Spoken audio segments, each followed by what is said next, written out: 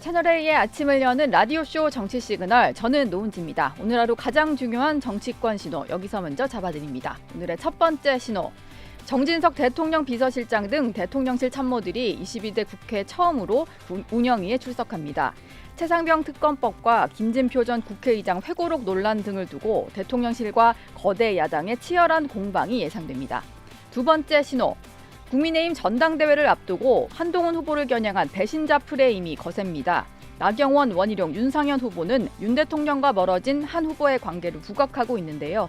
한 후보 측은 한동훈에 대한 공포증, 공안증이라고 맞서고 있습니다. 오늘 시그널픽은 신지우 한동훈 캠프 총괄 상황실장, 원희룡 국민의힘 당대표 후보를 차례대로 만나보겠습니다. 정치 시그널 지금 시작합니다.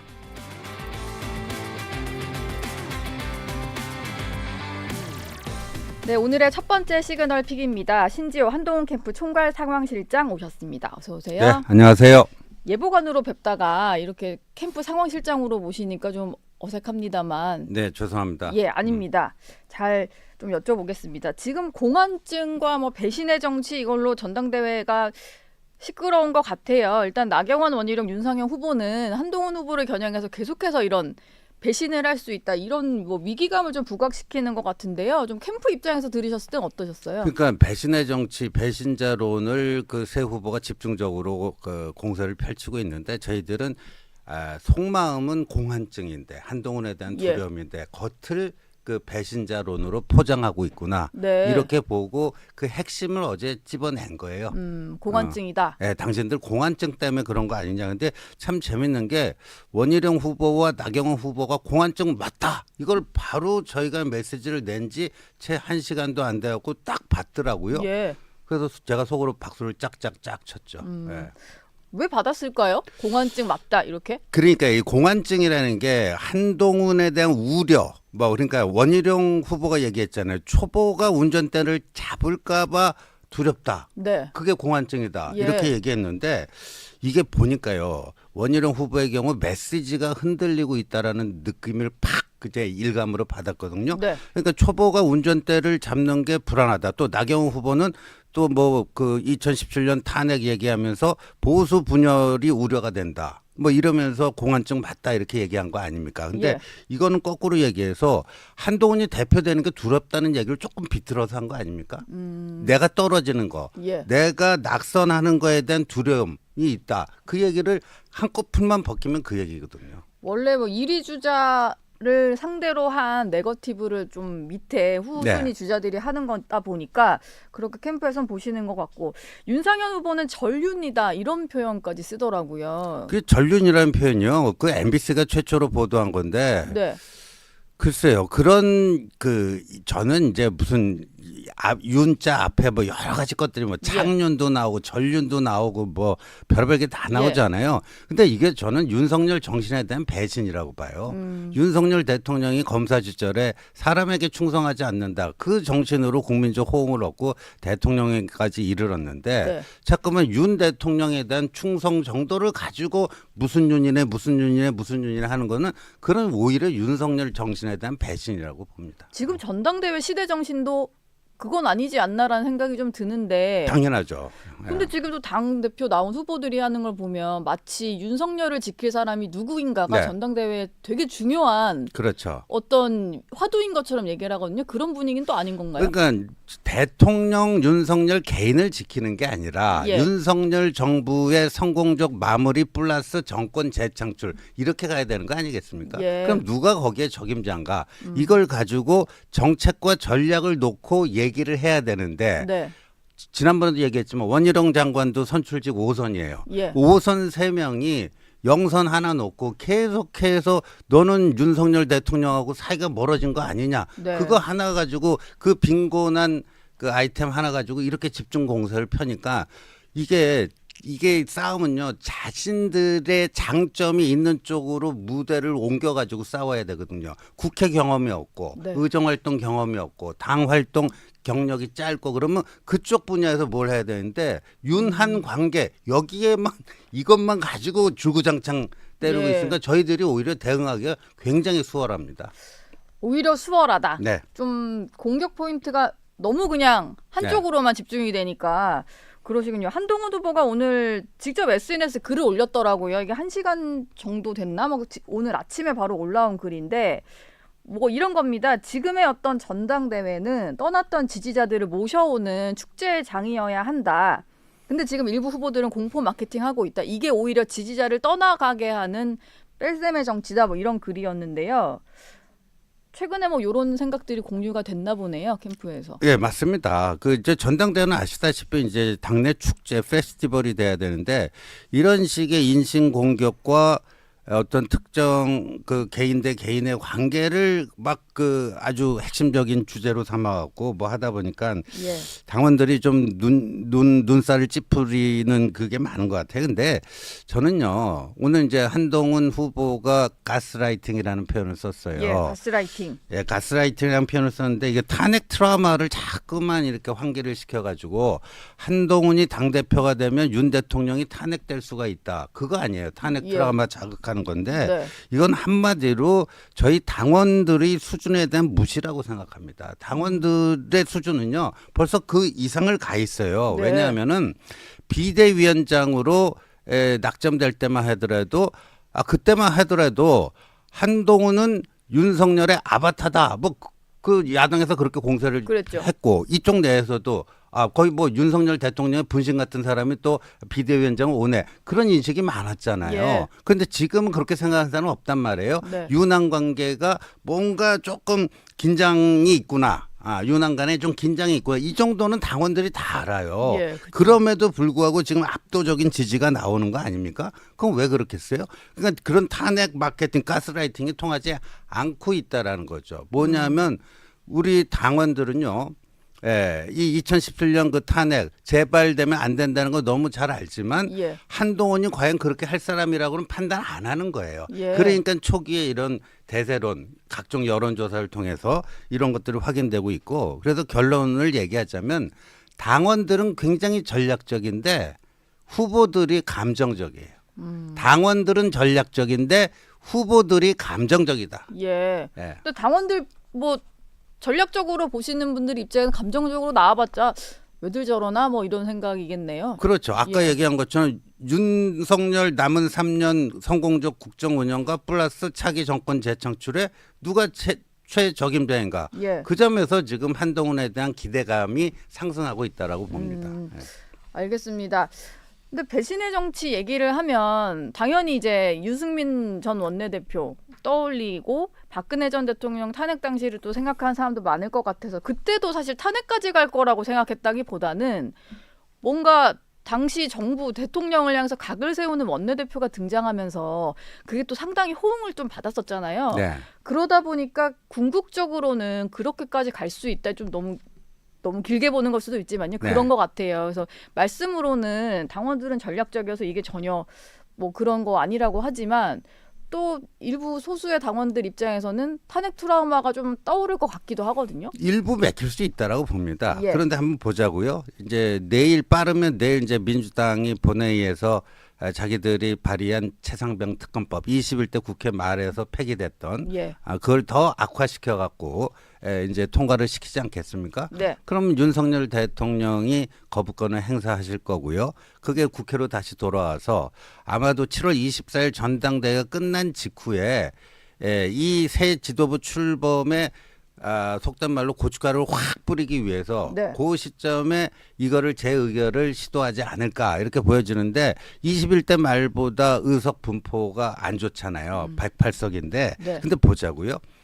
지금 공개적으로 찬성할 수도 있다라고 입장 표명을 한 분이 108명 중에 4명이 있어요. 예. 안철수, 김재섭, 조경태, 한지아. 네. 근데 볼까요? 이 4명이 다 돌아섰습니다. 한동훈표 대안이 나온 다음에 네. 이 4명이 더 이상 민주당 특검안에 찬성하지 않겠다. 다 돌아섰어요. 예. 한지아 의원은 제가 직접 확인했어요. 네. 그 더 이상 거기에 그렇게 안 할 거다. 안철수 의원이 이런 한동훈표 대안에 대해서 이게 더 합리적이다. 공개적인 발언을 했죠. 예. 김재섭 의원도 한동훈표 대안에 대한 지지 의사를 밝혔죠. 그다음에 나경원 캠프의 좌장이다. 이 조경태 육선 의원도요. 최근에 시사저널 인터뷰에서 그런 이야기를 했어요. 한동훈표 저 대안 내놓는 게 내가 선제적으로 우리 당이 풀고 나가자 하는 그것과 일맥상통하다. 네. 사실상 한동훈표 그 특검 대안에 대한 지지 의사를 표명했단 말이에요. 그러니까 이 네 표, 그 네 표는 이제 제 의결이 되면 민주당 그 찬성으로 가고 예. 나머지 네 개가 더 무너지냐 마느냐 이랬잖아요. 네. 근데 그 네 개마저도 지켜낸 거예요. 그러면 누가 어느 그 제가 얘기했잖아요. 대안 없는 반대와 대안 있는 반대 이 예. 차이거든요. 그 5호선 3명이 뭐 하고 있는 거예요. 그러니까 무대뽀 5선이라는 얘기가 나오죠. 무대뽀 5선이다. 안철수 의원은 근데 지난번에 여기 정치 시그널 나오셔서는 대안에 대해서는 입장이 당연히 지지 찬성 입장인데 그게 궁극적으로 민주당과 협상을 해서 표결 때까지 뭔가 대안을 놓고 협상할 여지가 없다 보니까 그렇게 될 경우에는 민주당 안에 찬성할 수밖에 없다. 또 이렇게 얘기를 하더라고요. 아, 그러니까 그 지점이 조금 애매한데요. 네. 근데 한동훈표 대안이 살아있다라는 게 있어야지 안철수 의원도 갈등을 하게 되잖아요. 그게 없으면 아예 그냥 민주당 그 재의결할 때 민주당 표 그 거기에 찬성 예. 확정적인데 한동훈표 대안이 나오니까 이렇게 할까 저렇게 할까 고민하고 있잖아요. 예. 예. 그런 변화를 누가 만들어냈습니까? 네. 5선 후보 3명이 만들어냈습니까? 아니잖아요. 누가 더 윤석열 대통령을 실효적으로 지키는 거죠? 예. 알겠습니다. 원희룡 후보가 가장 적극적으로 한동훈 후보를 저격을 좀 하고 있는 것 같아요. 산무 후보다라면서 소통과 신뢰 경험이 없다. 뭐 이런 얘기를 했는데 여기에 대해서 좀 이게 뼈아픈 지적인가요? 어떻습니까? 그렇게 뼈 아프지는 않은 것 아, 같은데. 그렇습니까? 예. 예, 뭐 그렇게 뭐 산무 후보다 하는데 아까도 얘기했지만 자꾸만 윤한 관계를 가지고 이 당대표 자격 미달이다. 네. 이런 공세는 저희로서는 좀 대응하기 쉽단 말이에요. 솔직히 예. 말씀드려서. 예. 그리고요. 이 인간관계라는 게 그렇잖아요. 부부관계도 좀 냉랭했다가 네. 뭐 말도 안 하고 막 한 달 동안 말도 안 하고 있다가 다시 풀리면서 봄는 녹듯이 예. 그러면서 다시 굳어지고 비온 뒤에 땅이 굳는다고 하지 않습니까? 예. 지금 이제 윤한 관계라는 게 이제 비온 뒤에 땅이 굳는 그러니까 한동훈 대표 체제가 출범하면 그런 쪽으로 좀 간다. 그다음에 전략적 동반자 관계로 재정립이 될 것이라고 봅니다. 예. 좀 지켜볼 일이다. 원희룡 후보가 잠시 뒤에 저희 여기 출연을 합니다. 근데 그 직전에 글을 하나 올린 게 있어서 그것도 네. 준비를 해봤는데 두 분이 뭐 배신의 정치 공환증 가지고 좀 주고받으시다가 오늘 아침에 또 새로운 글을 올렸는데요. 뭐 이런 거예요. 배신하지 않을 대상은 국민뿐이다. 이게 한동훈 후보가 한 말인데 그걸 뒤집어서 말하면 대통령에 대한 배신이라든지 당에 대한 배신은 별거 아니다. 이런 걸로 들린다라는 얘기거든요. 그리고 한동훈 후보가 계속 한동훈 후보나 한동훈 후보 측에서 하는 발언은 대통령과 차별화하겠다는 얘기이기 때문에 결국은 이게 개인의 정치적 야망을 위한 얘기다. 이런 주장입니다. 근데 제가 이 평가를 해볼 때요. 예. 원희룡 후보의 메시지가 일관성이 없고 흔들리고 있어요. 이 차별화와 배신은 종이 한 장 차이다. 이런 표현을 하는데 그러면 총선 국면에서 이종석 호주대사 임명 문제, 황상무 시민사회 수석 그 경질 문제, 예. 그다음에 김건희 여사 명품백 사과 문제, 또 의대 정원을 너무 이렇게 일방통행식이 아니라 의료계와의 어떤 적절한 그 타협을 통해서 뭐 해결할 이 모든 것들에 대해서 그러면 차별화와 배신이 한 끗 차이면 그때 그런 거를 대통령에게 직언을 하는 게 배신이라는 얘기네요. 그 무슨 얘기인지를 모르겠어요. 예. 본인은 레드팀을 만들겠다면서요. 네. 당정 일체를 얘기하면서도 레드팀을 만들어갖고 필요하면 책상까지 그냥 주먹으로 치면서 뭘 하겠다. 그건 차별화 아닙니까? 차별하죠. 근데 의견을. 차별화와 배신은 한 장 차이라잖아요. 무슨 얘기인지를 모르겠어요. 그러니까 예. 메시지가 흔들리고 있어요. 네. 예. 너무 대권 주자로서 개인의 정치를 하고 있다. 뭐 이런 지적 같기도 한데. 그리고요, 예. 이제 뭐 홍준표 시장이 뭐 한동훈 후보를 연일 때리는 거는 뭐 세상 사람들이 다 아는데 어제는 이제 홍준표 시장이 또 이제 한동훈 후보를 비난한 페이스북 글을 공유를 하면서 네. 그러니까 이제 뭐 지난번에 대구 갔을 때 둘은 포옹을 하고 저희 후보 갔을 때는 그냥 만나주지도 않고 예. 그러니까 이제 원희룡 후보는 이제 홍준표 시장하고 일체와 동조와 이런 전략을 쓰고 있는 것 같아요. 네. 이것도 저희로서는 땡큐입니다. 땡큐 전략이에요. 네, 땡큐 전략이에요. 왜냐하면은 그 홍준표 시장하고 추미애 저 의원하고 사법연수 동기잖아요. 네. 근데 이제 검사 윤석열을 대통령으로 만들어준 윤석열 대통령 만들기 국민운동본부 본부장이 추미애였잖아요. 예. 근데 지금 보니까요. 한동훈을 당대표 만들기 운동본부장의 본부장이 홍준표예요. 아, 이번에는 네. 아, 그렇습니까? 네. 하긴 홍 시장은 거의 뭐 대구시정 얘기보다는 한동훈 후보 때리는 글만 잔뜩 올려서 계속 그게 주목받고 있는 것 같아요. 여론조사를 또 안 보고 넘어갈 수가 없는데 여튼 지금 7월 23일 전당대회니까 이제 본격적으로 시작이 될 거예요, 레이스가. 근데 초반에 나온 여론조사들을 보면은 반 한동훈 연대가 이렇게 좀 공고하게 짜져 있음에도 불구하고 1위를 달리고 있습니다. 이게 전체 응답자로 봤을 때 뭐 민주당 지지자도 섞여 있고 뭐 이런 건데 여기서도 일단 28%로 기록을 했고 그리고 국민의힘 지지자들을 대상으로 해서 약간 당원 투표랑 일반 여론조사 비율을 좀 반영한 조사 결과를 보면은 여기서도 38%예요. 네. 이런 결과는 왜 좀 나오고 있다고 보십니까? 실제로 좀 민심이 반영된 여론조사라고 보시겠죠? 당연히 한동훈 캠프에서는. 네, 그렇게 뭐 민심 당심 반영된 거라고 봐야 되는데, 예. 근데 저희들이 열심히 한 것보다는 아까 그렇게 도와주시는 선대 본부장님들 덕분이라고 봐요. 예. 왜냐하면 홍준표 시장 등등. 네, 왜냐하면 1위 대세 후보한테는 동정표가 안 붙거든요. 예. 그 선거의 생리가 그렇습니다. 네. 그냥 2위하고 격차가 크게 나고 그냥 독주하는데 그런 사람한테 동정표까지 붙습니까? 안 붙어요. 예. 근데 우리 홍준표 시장님께서 우리 후보를 자꾸만 애라고 깎아내리는데 네. 근데 애 하나 못 잡아갖고 저렇게 어르신들 3명이 그냥 똘똘 뭉쳐갖고 두들겨 패는데도 예. 그러니까 동정표까지 붙여주고 있어요. 네. 그래서 제가 홍준표 시장이 저희들 선대 본부장이다 이렇게 보는 거예요. 동정표까지 붙고 있다. 네. 1위 주자임에도. 근데 여론조사 결과를 그래도 한국갤럽 같은 경우는 당원과 일반 여론조사 비율을 좀 반영해서 나온 결과이긴 한데 아무래도 당심이 반영이 되는 당원 투표 비율이 80%나 되다 보니까 지금 나오는 여론조사는 아주 정확하진 않을 거다라는 예측도 있거든요. 근데 이제 이준석 후보가 2021년 5월 전대였나요? 그때 당선될 때는 책임 당원 숫자가 30만 명대였어요. 예. 지금은 80만 명대입니다. 두 두 배 배 이상 이상 늘었군요. 커졌어요. 예. 그래서 지금은 이제 당심, 책임 당원의 당심과 일반 국민 여론조사에도 우리 지지자 플러스 무당층만 갖고 하잖아요. 네. 그러니까 역선 방지 조항이. 그래서 그게 동조화 될 거라고 봅니다. 왜냐하면 이제 책임 당원이 80만 명이나 되기 때문에. 지금 한 2년, 2, 3년 안에 한 50만 명이 늘어난 거니까 예. 아주 고관여층, 예전부터 보수당을 지지한다기보다는 그 이후에 좀 새로 네. 유입된 당원들이 있다. 이런 말씀이시군요. 근데 1차 과반 득표 저지가 아무래도 나머지 주자들의 목적일 것 같아요. 근데 1차에서 과반이 저지가 된다면 이게 대세론이 조금 꺾일 수 있다. 이런 분석도 있는데 캠프에서 보시기에는 어떠세요? 저희들은 뭐 지금과 같이만 나머지 세 후보들이 해주면요.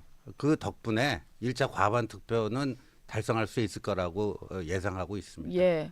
오히려 뭐 미래비전 경쟁 이런 걸 했으면 좀 그랬을 텐데 지금 굴러가는 걸 보시기에는 네. 오히려 다른 후보들의 전략이 좀 대응하기 쉬워 보인다 이런 생각이신가 봐요. 대응하기도 쉽고 본인들의 장점을 드러내는 게 아니라 본인들의 뭐랄까 속이 좁음이라든가 뭐 이런 거 네. 선배답지 못함 뭐 이런 거를 보여주는 거기 때문에 예.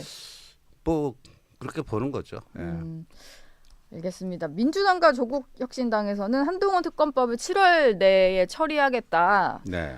라고 하고 있는데요. 이게 다른 특검법이랑 같이 처리가 된다면 전당대회에 혹시 어떤 변수가 될까요? 이게 지금 뭐 민주당에서는 계속해서 한나땡을 외쳤잖아요. 한동훈 나와주면 땡큐다. 근데 며칠 전에 우상호 의원이 한 인터뷰에서 그 한나땡 얘기할 때 아니다.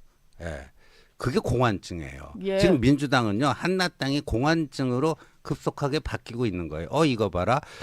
8월 18일에 민주당 전당대회를 하는데 이재명 후보가 단독 후보하면 북한식으로 찬반 투표할지 뭐 할지 들러리 위성 후보를 내세울지 말지 이런 정도 변수만 남아 있는 거 아닙니까? 예. 요새 더불어민주당의 민주가 완전히 실종됐다. 뭐 세상 사람이 다 아는 건데 네. 오히려 이 국민의힘은 민주적 역동성이 살아 숨쉰다는 게 지금 이 과정을 통해서 그대로 드러나고 있는 거 아닙니까? 예. 그러니까 이 전당대회 흥행이 완전히 이제 대비될 겁니다. 그리고 윤석열 대통령과 어느 정도 차별화된 한동훈 체제가 출범한다. 한동훈 비대위원장 체제하고는 달라요. 그때는 윤석열의 아바타가 여의도에 왔다. 점령군으로 왔다. 이런 프레임이었어요. 그랬죠. 근데 지금은 윤 대통령과 어느 정도 차별화된 한동훈 대표 체제가 출범한다. 그럼 민주당에게 상당한 위험 요인이 되겠죠. 그러니까 한나땡이 공안증으로 급속하게 바뀌고 있는 거예요. 민주당 내에도 이 판을 읽을 줄 아는 우상호 의원과 같은 사람들이 있을 거 아닙니까? 공안증이 지금 국민의힘 전당대회 후보들뿐만이 아니라 민주당에도 번지고 있는 거군요. 그러니까 한동훈 특검법을요. 7월 24일 저희들 전당대회 전에 통과시키겠다는 게 그게 뭐겠어요. 이 축제의 장이 돼야 되는데 그냥 죄를 쫙 뿌려버리고 저희 그 후보들 간에 이걸로 인해서 자기들이 던져놓은 것 갖고 서로 찬반 논쟁하고 물고 뜯고 싸워라. 내부 이간질 분열 책동이고요. 더 나아가서는 이게 잘 돼가지고 한동훈이 당대표가 안 되면 진짜 왔다다. 뭐 이런 생각 아니겠습니까? 한동훈이 안 되는 게 오히려 땡큐다. 그렇죠. 뭐 이런 전략이거든요. 낙선 공작이라고 봐야 되겠죠. 알겠습니다. 저희가 뭐 전당대회 얘기를 또 장시간 해봤는데 원조 예보관이시니까 또 국회 돌아가는 상황 안 여쭤볼 수가 없어요. 지금 민주당이 오늘 일단 운영위가 열리고 사흘 연속 국회에서 대정부 질문 열리는데요. 본회의 열리는 김에 방송사법을 처리하겠다는 입장이에요. 그리고 김홍일 방송통신위원장에 대한 탄핵소추안도 마무리하겠다. 뭐 이런 건데 막 몰아붙이는 것 같습니다. 근데 심재랑을요. 이게 절제력 없이 심재랑 계속 하다 보면요. 그 부메랑이 옵니다. 지금 거의 고 일보 직전까지 갔는데 김홍일 방통위원장 또 탄핵소추 의결하잖아요. 그러면 저분들이 진짜 하고 싶어하는 건 뭐죠? 윤석열 대통령을 탄핵하는 거잖아요. 윤석열 대통령 탄핵에 대한 뭐라고 할까 명분과 그 정당성을 스스로 갉아먹고 있는 거예요 지금. 부메랑으로 곧 돌아올 거라고. 부메랑으로 돌아올 것이다.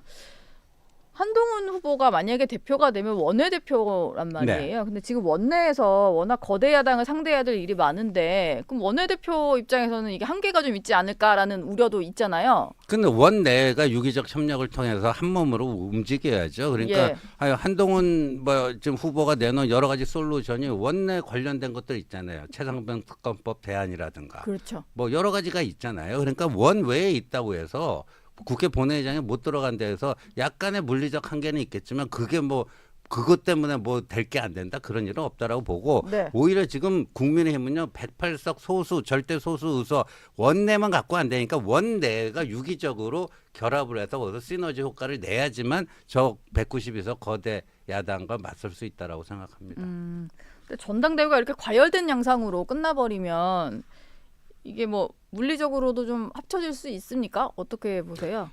이게 더 이상 오늘 이제 한동훈 후보가 아침 페이스북에 쓴 것처럼 이 이상 더 나가면 안 될 것 같아요.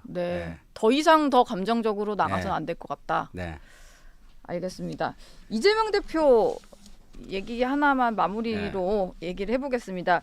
4가지 재판 중 하나가 공직선거법 위반 사건인데 이게 언제 1심 선고가 날까 다들 막 기다리던 그런 것 같아요. 근데 9월 6일에 검찰 구형 결심 공판이 있고 그러면 10월쯤에는 선고가 나올 것 같더라고요. 이게 상당히 중요한 재판 같은데요. 그게 이재명 대표가 받고 있는 재판 중에 가장 그 아킬레스건이라고 보는 게 저건 이재명 개인의 문제로 끝나는 게 아니라 지난 대선 과정에서 국고 보조 받았던 434억 원의 그 선거 보조금 그걸 토해내야 돼요. 민주당에게로 갔던 그거는 이재명 후보 개인에게 가는 게 아니라 민주당에게 준 거기 때문에 민주당 차원에서 토해내야 됩니다. 당사 매각해야 될 거예요.